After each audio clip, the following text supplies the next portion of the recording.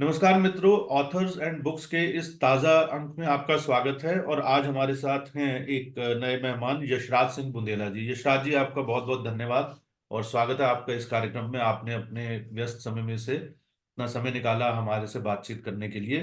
तो आज हम जिस किताब की चर्चा कर रहे हैं, पहले किताब के बारे में बात करते हैं, फिर ऑथर के बारे में बात करेंगे और फिर ऑथर से बात करेंगे। तो ये पुस्तक मैं आपको दिखा रहा हूं, जो ये integration of Bharat political and constitutional perspective Yashraj Singh Bundela ji की है। ये मोहन लॉ हाउस से पुस्तक जो है छपी हुई किताब है। और इसकी जो कीमत है, जो लिखी हुई कीमत है, वो 1495 रुपये है। किताब मैंने पढ़ी है और मुझे लगता है कि ये संदर्भ के लिए भी बहुत अच्छी है। ये बेसिक अंडरस्टैंडिंग, अगर आपको कैसे आज हम जिस जगह पर भारत में खड़े हैं, कैसे हम इवॉल्व हुए हैं, उसके लिए भी बहुत अच्छी है।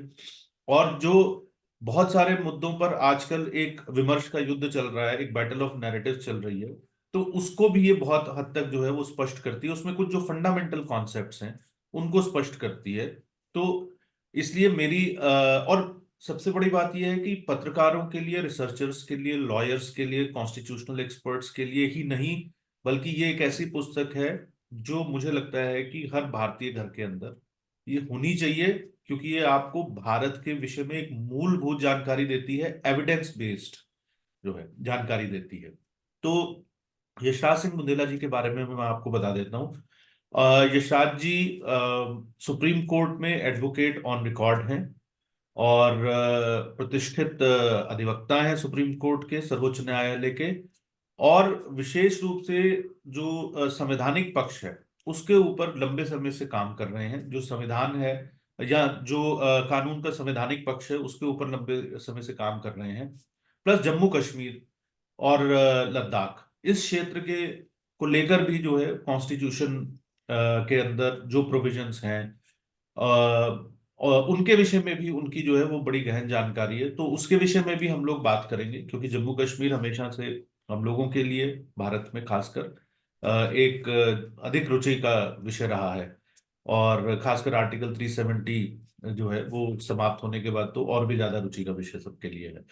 तो यशराज जी, बातचीत शुरू करते हैं। पहला प्रश्न आपसे यह, आपकी इस पुस्तक का नाम है integration of Bharat political and constitutional perspective. तो ये मैं देख भी रहा था कि आपने पूरा एक हिस्टोरिकल पर्सपेक्टिव लिया है, इसके अंदर एक पूरा ऐतिहासिक परिप्रेक्ष्य लिया है कि कैसे भारत इवॉल्व हुआ।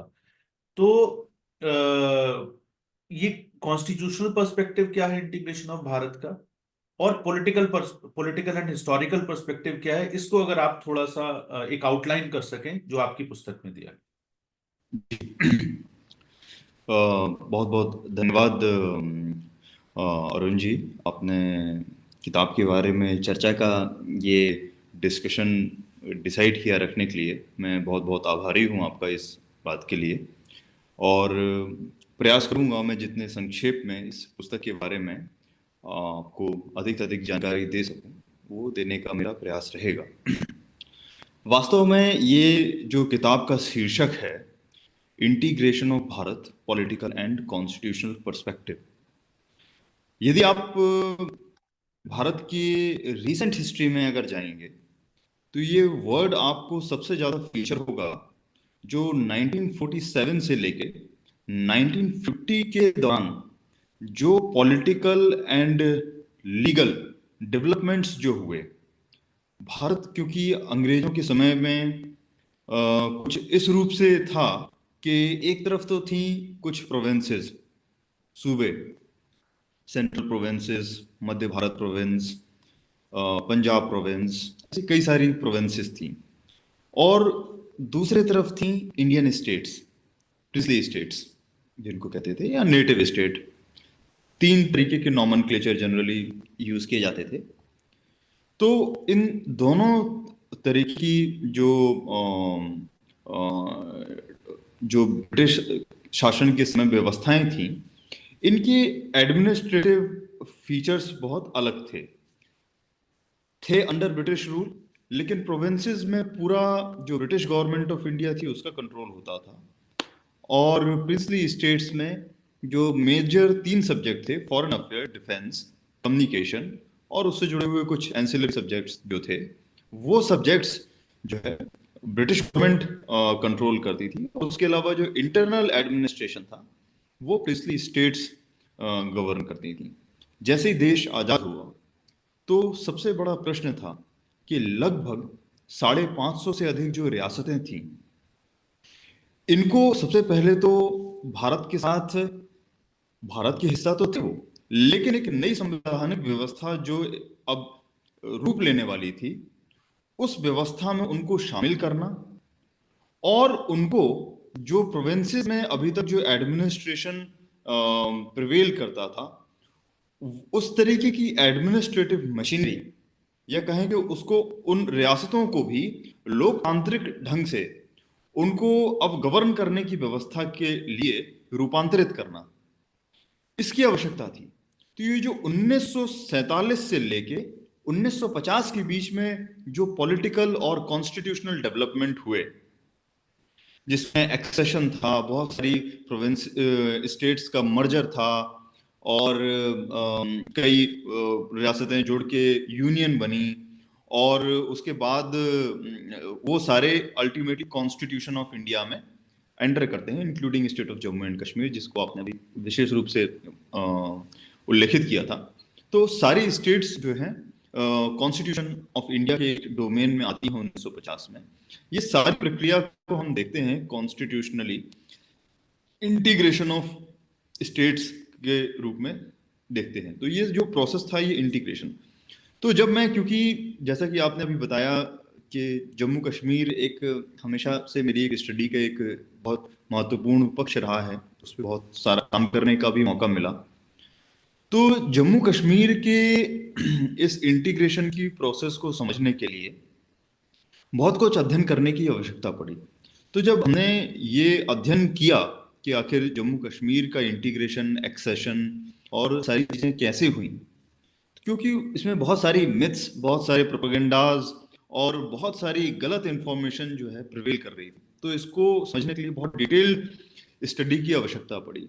और हमारे साथ एक बड़ी और दूसरे लोगों की, जो हमसे सीनियर भी थे, हमसे हमारे कलीग्स भी थे, उन सबके साथ में हम लोगों का एक लंबा दौर चला अध्ययन का और विमर्श का।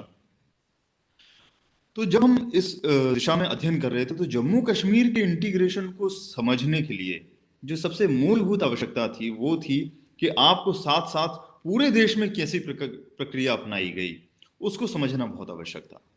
तो जब उसको बहुत गहराई से अध्ययन किया, तो कई सारी चीजें स्पष्ट हुई, बहुत सारे डॉक्यूमेंट से डील करना पड़ा, बहुत सारे नई इंफॉर्मेशन मिली, और बहुत सारे जो फॉल्स पर्सपेक्टिव जो प्रिवेल कर रहे थे मेन स्ट्रीम मीडिया में कहेंगे, या हिस्टोरिकल बुक्स में कहेंगे, या और दूसरे डोमेन्स में कहेंगे, तो उन वो भी हमें स्पष्ट हुआ इस सारी प्रोसेस में।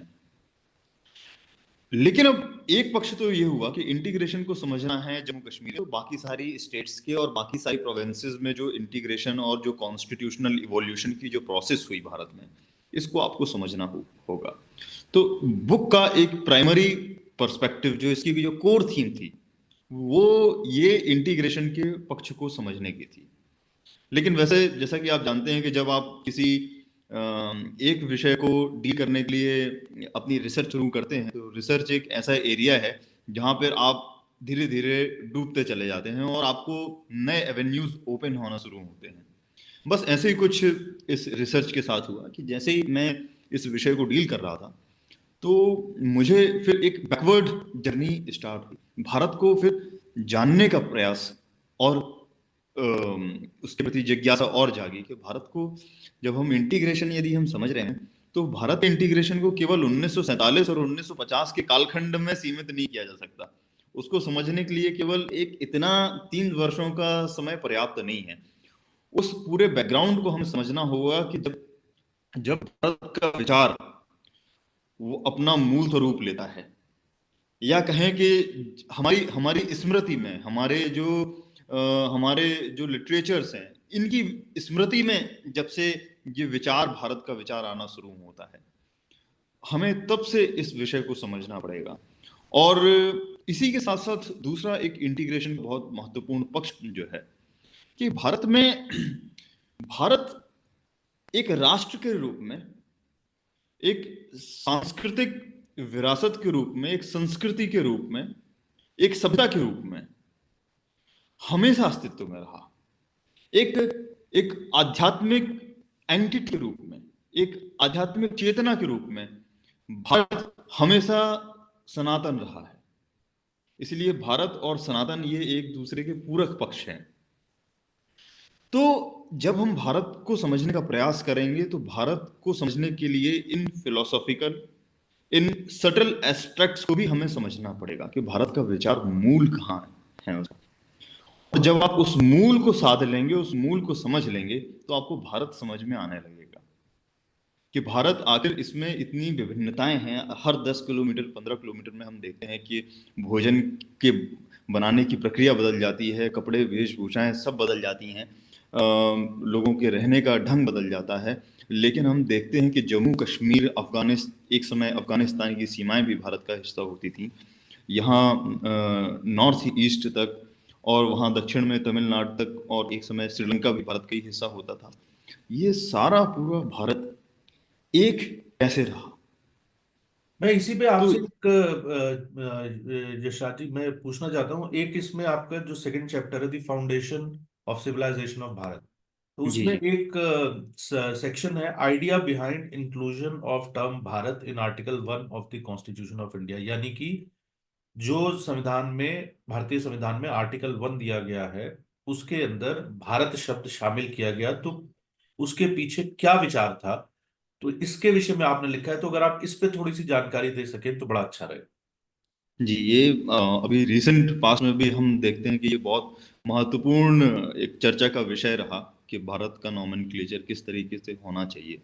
जिस प्रकार का विमर्श, डिबेट आज चल रहा है, इसी प्रकार का डिबेट जब भारत आज़ाद हुआ और कॉन्स्टिट्यूएंट असेंबली में जब डिस्कशन चला था, तो वहाँ भी एक लंबा डिस्कशन का विषय रहा कि भारत का नाम क्या हो। जब ओरिजिनली जो भारत का संविधान का प्रपोजल रखा गया, तो उस ओरिजिनल ड्राफ्ट में भारत का नाम भारत नहीं था। इसको लेके बहुत सारे संविधान निर्माताओं ने कॉन्स्टिट्यूएंट असेंबली में ऑब्जेक्शन रेज किया और यहाँ पे मॉडिफिकेशन करने की डिमांड करी। जब ये विषय डिबेट के लिए आया, तो बहुत सारे लोगों ने भारत के इस नॉमेनक्लेचर के महत्व को पूरे संविधान सभा के बीच में रखा। उसका ऐतिहासिक पक्ष, उसका भावनात्मक पक्ष, उसका आध्यात्मिक पक्ष, और ये एक लंबा डिबेट हुआ। आज भी कॉन्स्टिट्यूएंट असेंबली डिबेट्स में हम देखेंगे तो भारत के इस नाम को जोड़े जाने के पीछे क्या परिस्थितियां रही हैं, उस सारी चीज़ों को नरेट किया गया। वास्तव में उसका मूल यही है कि इंडिया हम देखते हैं, जहां तक हमने India as a name negate नहीं किया, लेकिन भारत को बिना भारत के नहीं समझा जाता जा सकता। एक उदाहरण के तौर पे हम कहेंगे कि जैसे ही एक नया बच्चा जन्म लेता है, तो उसके कई संस्कार होते हैं, और उस संस्कार की, उसमें एक उसका नामकरण संस्कार भी होता है। तो वस्तुतः भारत एक निरंतर चली आ रही एक परंपरा है, लेकिन हम देखते हैं कि 1947 में भारत एक नए स्वरूप में जागृत हो रहा था। कैसे कह सकते हैं कि हम उसका एक री इनकारनेशन था भारत का। 1947 के बाद से लंबा दौर रहा हमारा संघर्ष का, और उसके बाद भारत एक नया जन्म ले रहा था। तो उस जन्म लेने की प्रक्रिया में, उन संस्कारों में, जो भारतीय संस्कृति का एक हिस्सा है, नामकरण संस्कार भी एक बहुत महत्वपूर्ण पक्ष था। और मुझे लगता है कि ये बहुत ही संवेदनशीलता के साथ इसको देखा जाना चाहिए।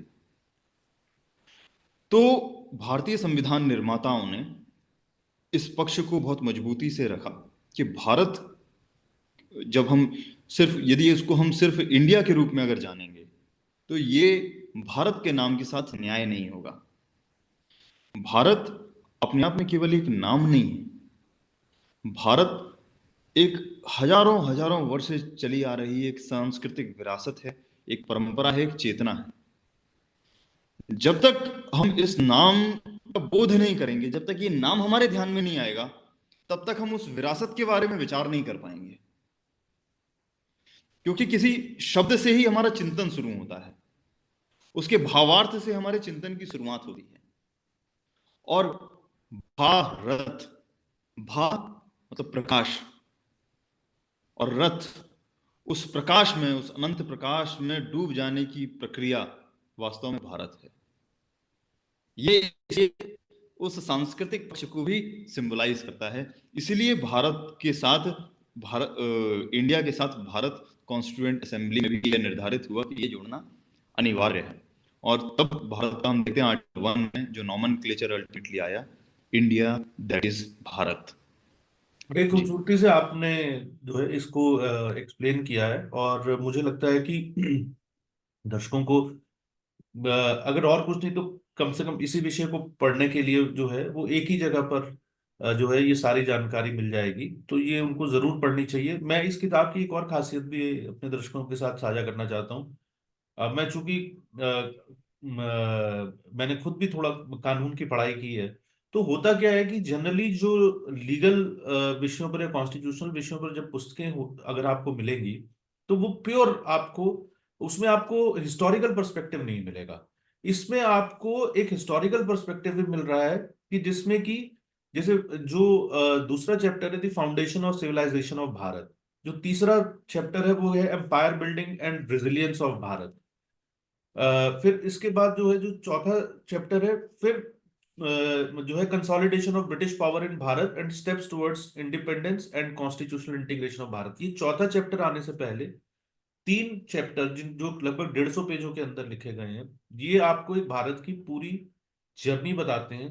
और एक ही जगह पर इतनी सारी संदर्भ सामग्री के साथ मिलना चीजें बहुत रेयर है, बहुत ही एक्सेप्शनल है।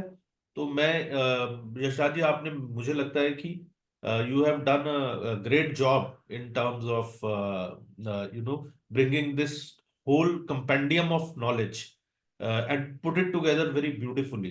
तो और सबसे बड़ी बात यह कि अमूमन जो लीगल या कॉन्स्टिट्यूशनल विषयों पर लिखी हुई किताबों से लोग इसलिए बचते हैं क्योंकि वो नीरस होती हैं पढ़ने में।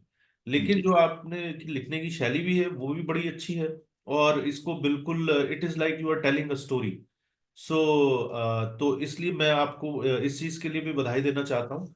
और जम्मू कश्मीर के विषय में हम लोग बात करते हैं, ऐसी कुछ बातें बताइए जो इस पुस्तक में विशिष्ट जानकारियां हैं जम्मू कश्मीर को लेकर, और जम्मू कश्मीर की जो यात्रा 370 से पहले तक रही, और उसके विषय में भी थोड़ा सा जो है वो जानकारी दें।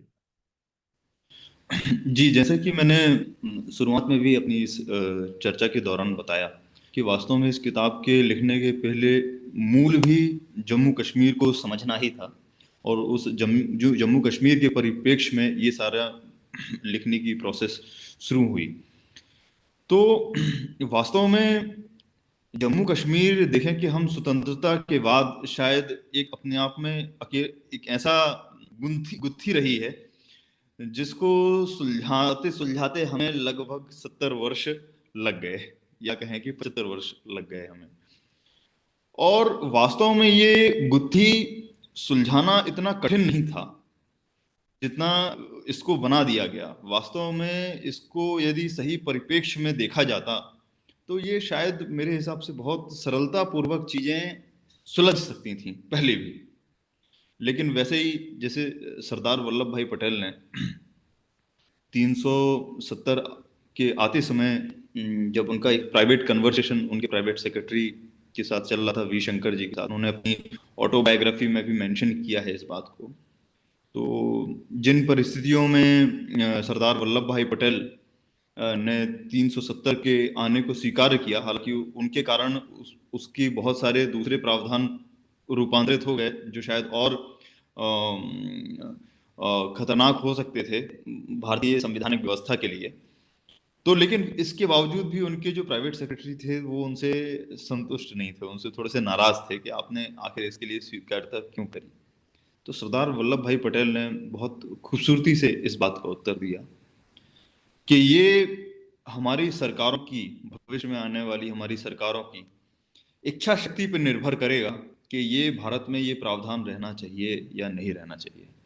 और यदि समय आने पर हम इसको हटा सके तो ये सिग्निफाई करेगा कि हम एक राष्ट्र के रूप में बने रहने के योग्य हैं या नहीं हैं।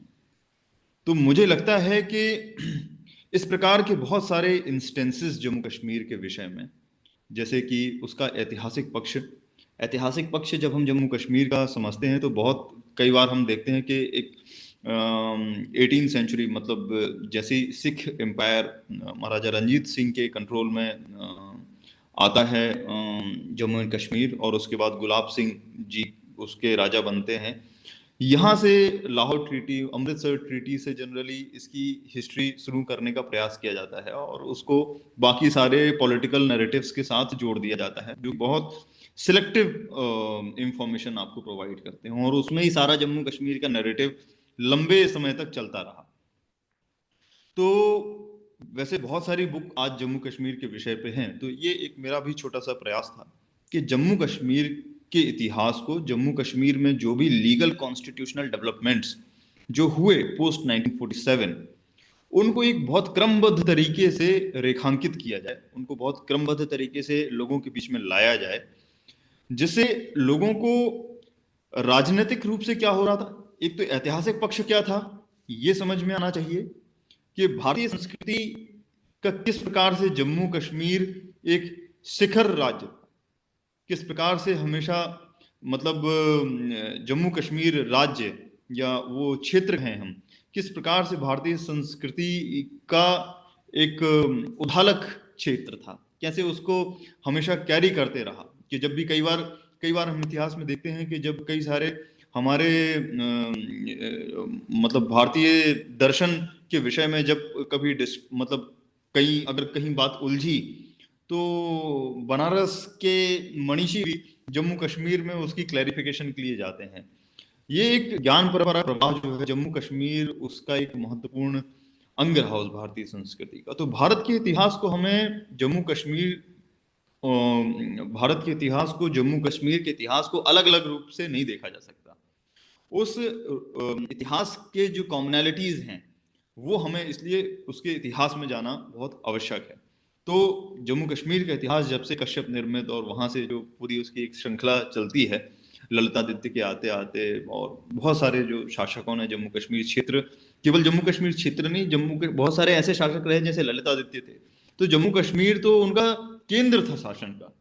तो उनका शासन तो बहुत बड़ी पेरिफेरी में लगभग पूरे भारतवर्ष को कवर करता था, और बहुत सारे जम्मू कश्मीर के जो ऊपर भी जो नॉर्दर्न एरियाज हैं उनको भी कवर करता था।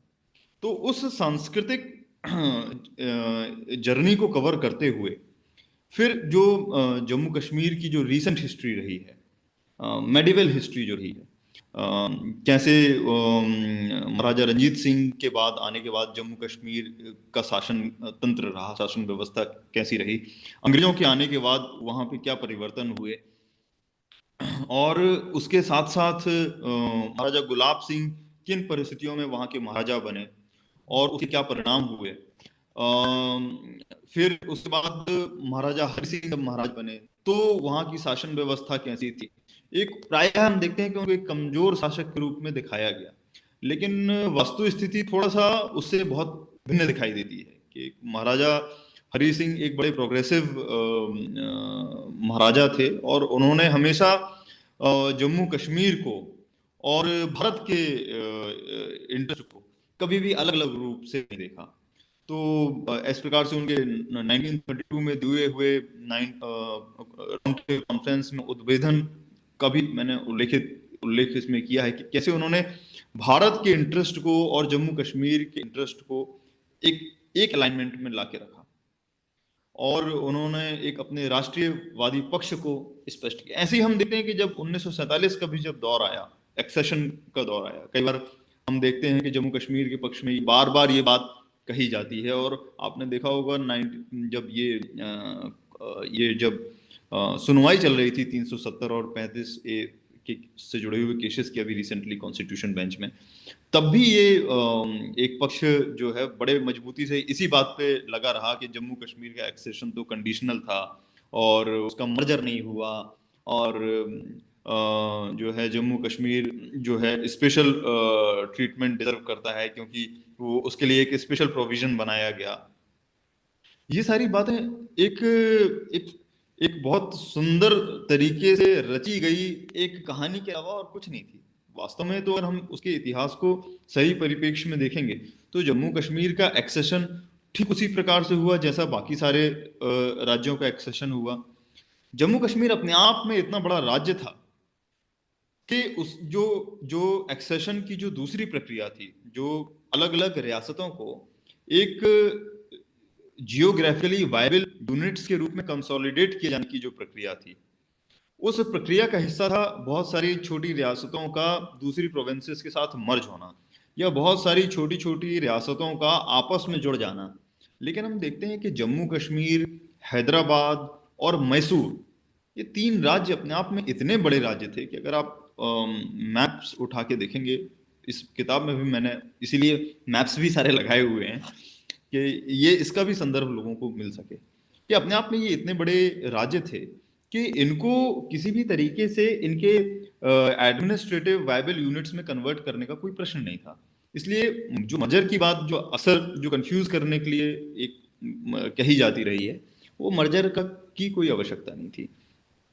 और ऐसे ही जो जम्मू कश्मीर का कॉन्स्टिट्यूशनल इंटीग्रेशन की बात है कि लोग कहते हैं कि जम्मू कश्मीर का एक विशेष संविधान है, आर्टिकल 370 है, इसलिए जम्मू कश्मीर को विशेष संविधानिक दर्जा प्राप्त है।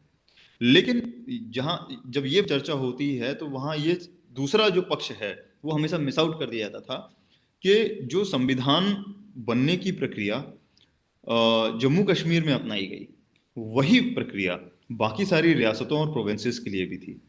जो इंटरनल कॉन्स्टिट्यूशन की बात थी वो केवल जम्मू कश्मीर के लिए नहीं थी, वो इंटरनल कॉन्स्टिट्यूशन की बात शुरुआत में सारे प्रोविंसेस और स्टेट्स के लिए थी। बाद में ऐसा हुआ कि बहुत सारी जो प्रोविंसेस थी और जो प्रिंसली स्टेट्स की यूनिट्स जो बाद में बनी एडमिनिस्ट्रेटिव कंसोलिडेशन के बाद, तो उधर पे एक कंसेंसस बना लिया गया, क्योंकि वहां पे बहुत सारी जगह असेंबलीज एग्जिस्ट करती थी और संविधान बनाने के लिए, और वहां से रिकमेंडेशंस ले ली गई कि अल्टीमेटली जो कॉन्स्टिट्यूशनल जो डेवलपमेंट इंटरनल कॉन्स्टिट्यूशन बनाने की बात है, वो हम अल्टीमेटली हमारे जो कॉन्स्टिट्यूशन ऑफ इंडिया है उसके साथ हम मर्ज करने के लिए तैयार हैं। ये प्रक्रिया बाकी रियासतों में हो सकी क्योंकि जम्मू कश्मीर में उस समय वॉर चल रहा था 1947 के बाद, और पाकिस्तान की तरफ से भारत में एग्रेशन हुआ था। दुर्भाग्यवश भारत ये जो विषय था जम्मू कश्मीर का, वो यूनाइटेड नेशंस में पेंडिंग था, और यूनाइटेड नेशंस में जिस प्रकार से भारत को घेरा गया एक षड्यंत्र के रूप में, उसकी एक अपनी एक पूरी कहानी है, उसका भी इस किताब में एक ब्रीफ बैकग्राउंड देने का प्रयास किया है। तो इन सारी परिस्थितियों में क्योंकि वहां की प्रजा परिषद प्रजा सभा एग्जिस्ट नहीं करती थी, तो वो कॉन्स्टिट्यूशनल रिकमेंडेशन उसमें आ नहीं सकती थी, और वो स्टॉप गैप अरेंजमेंट के लिए आर्टिकल 370 का एक टेम्परेरी प्रोविजन के रूप में आना आवश्यक था, जिससे कि जो बाकी भारतीय संविधान के जो प्रावधान है वो जम्मू कश्मीर में लागू हो सके। और जैसे कि इसके साथ एक और बहुत महत्वपूर्ण बात जानना जरूरी है कि जैसा कि बाकी जो यूनिट्स थी इंडियन स्टेट्स की, उनके सारे राजप्रमुख ने जिस प्रकार का प्रोक्लेमेशन इशू किया कॉन्स्टिट्यूशन ऑफ इंडिया को अडॉप्ट करने के लिए, उसी प्रकार जम्मू कश्मीर ने भी ठीक एक दिन पहले भारतीय संविधान के लागू होने के 25 नवंबर 1949 को जो रीजेंट करम सिंह थे उस समय, उन्होंने भी एक प्रोक्लेमेशन इशू किया और जम्मू कश्मीर के लिए भारतीय संविधान को अडॉप्ट किया। तो संविधान एक इंटीग्रेशन तो तभी हो गया था, लेकिन इसको पूर्णता प्रदान करने का काम था जो कि 2019 में हुआ, अगस्त 2019 में हुआ, जिससे कि 370 जो एक टेम्पररी प्रोविजन था जिसको बहुत पहले चला जाना चाहिए था, वो 2019 में गया। और जैसे कि पूरे देश भर में कॉन्स्टिट्यूशन ऑफ इंडिया एप्लीकेबल है, उसी प्रकार जम्मू कश्मीर भी कॉन्स्टिट्यूशन ऑफ इंडिया एप्लीकेबल है। अब ये क्यों जरूरी था?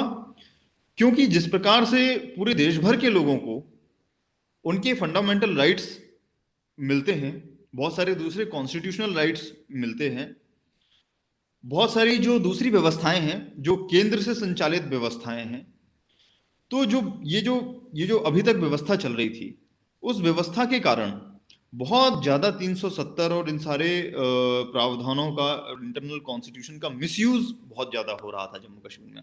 और ये प्रोविजंस जो है सिंबल ऑफ सेपरेटिज्म बन गए थे। तो इनके जाने के साथ साथ जो मूलभूत अधिकार हैं जम्मू कश्मीर के लोगों तक भी, वो सारे अधिकार, वो सारी फैसिलिटीज, वो सारे एवेन्यूज और डेवलपमेंट के लिए ओपन हो सकें, जिस प्रकार से पूरे देश के लिए अवेलेबल हैं। तो इसलिए इस प्रावधान का जाना अनिवार्य था, आवश्यक था। और 2019 में ऐसा हुआ, और संविधान पीठ ने, सुप्रीम कोर्ट की, उस पर अपनी मोहर भी लगाई। तो ये जो पूरी जर्नी रही है, इस जर्नी में जम्मू कश्मीर का इतिहास भी आता है। जम्मू कश्मीर में जो पॉलिटिकल डायनेमिक्स थे, जैसे कि महाराजा हरी सिंह थे एक तरफ, दूसरी तरफ शेख अब्दुल्ला, और शेख अब्दुल्ला की जो पार्टी थी नेशनल कॉन्फ्रेंस, और उसके अपने जो पूरे पॉलिटिकल घटनाक्रम थे, और जो सारी जो प्रोसेसेस हुई, जो गवर्नमेंट आई, शेख अब्दुल्ला को अरेस्ट किया गया, पंडित जवाहरलाल नेहरू का क्या रोल रहा, कैसे कैसे उन्होंने कई जगह बहुत मूलभूत गलतियां भी करी। कई बार ऐसा भी हमें बहुत लगता है कि वो शायद अपनी बहुत सारी पुरानी मिस्टेक्स को छुपाने के लिए, या कहें कि उन पे पर्दा डालने के लिए, या बहुत सारी जगह ऐसा भी लगता है कि जैसे वो थोड़ा सा शेख अब्दुल्ला को कई सारी जगह प्रोटेक्ट भी करना चाहते रहे, और जो शायद गलतियां पहले हुई उनको बचाने के चक्कर में और गलतियां होती चली गई हमसे। तो ऐसे, ये किसी का दोषारोपण का बात नहीं है, लेकिन जो वो किसी भी लीडर से हो सकती है संभवतः, लेकिन ऐसी बहुत सारी मूलभूत गलतियां हुई जिनको हमें बहुत सिस्टमेटिकली उस पर चर्चा करना, उस पर डिस्कोर्स करना, उसको समझना, हमें इस पूरी जो अल्टीमेट हमारा ऑब्जेक्टिव है इस कॉन्स्टिट्यूशन का, कि इस देश की यूनिटी और इंटीग्रिटी को अपहोल्ड करके रखना। तो उस सब के लिए हमें ये सारे अध्ययन की बहुत आवश्यकता है। और उस उद्देश्य को लेके ये पूरा जो जम्मू कश्मीर का जो चैप्टर, इसमें मेरे हिसाब से वो सबसे बड़ा चैप्टर है जम्मू कश्मीर का। और इसलिए उसको सारे जो इंटीग्रेशन के विषय हैं उनको डील करने के बाद जम्मू कश्मीर के इंटीग्रेशन की चर्चा करी, जिससे जब आपको सारे जगह का स्पष्ट हो जाए कि प्रक्रिया क्या रही है, उसके प्रकाश में आप जम्मू कश्मीर के इंटीग्रेशन को देखें, तो आपको सारी समानताएं दिखना शुरू हो जाएंगी। और जहां जहां जो कंफ्यूजन्स क्रिएट करने का प्रयास किया गया था आज तक, वहां आपको क्लियरिटी आ सकेगी। ये सारे उद्देश्य के साथ इसको लिखा गया है। नहीं, बहुत जी। मुझे लगता है आपने अच्छे से जो है इसको एक्सप्लेन किया है। और आपने जो है वो इतना समय दिया। और हम चर्चा को अभी यहीं समाप्त करेंगे, लेकिन चर्चा को समाप्त करने से पहले मैं एक बार फिर से दर्शकों को जो है ये पुस्तक दिखा रहा हूँ।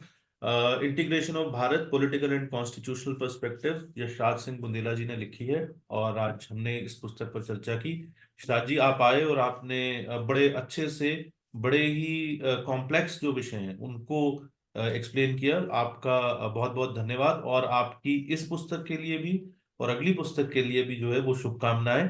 और दर्शकों से आग्रह है कि अगर उन्हें ये चर्चा अच्छी लगी हो तो इसे शेयर करें, वीडियो को लाइक करें और चैनल को सब्सक्राइब करें। और अगर आप बेल आइकन को दबाएंगे तो हमारे चैनल पर जो भी नए वीडियोस आते हैं उसका नोटिफिकेशन भी आपको मिलता रहेगा।